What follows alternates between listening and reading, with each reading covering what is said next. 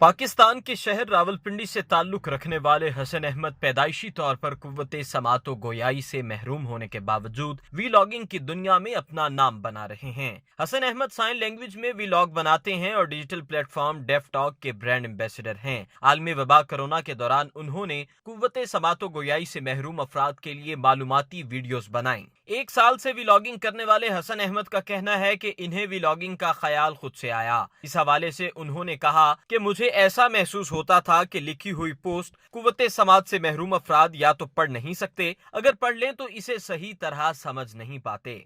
हसन अहमद ने कहा कि इस ख्याल के बाद उन्होंने तहैया किया कि वो ऐसे अफराद की मदद के लिए कुव्वते समातो गोयाई से महरूम अफराद को खानों और दूसरी चीजों के बारे में साइन लैंग्वेज इशारों की जुबान में बनाए गए अपने वीलॉग्स में बताएंगे। हसन ने बताया कि जब उन्होंने वीलॉगिंग का आगाज करने का सोचा तो फैमिली ने बहुत सपोर्ट किया, बहन ने बहुत ज्यादा सपोर्ट किया और खुश भी हुई। हसन वीडियो एडिट तो खुद ही करते हैं लेकिन बनाने के लिए बहन की मदद लेते हैं। उन्होंने बताया कि एक वीडियो बनाने में बहुत मेहनत दरकार होती है।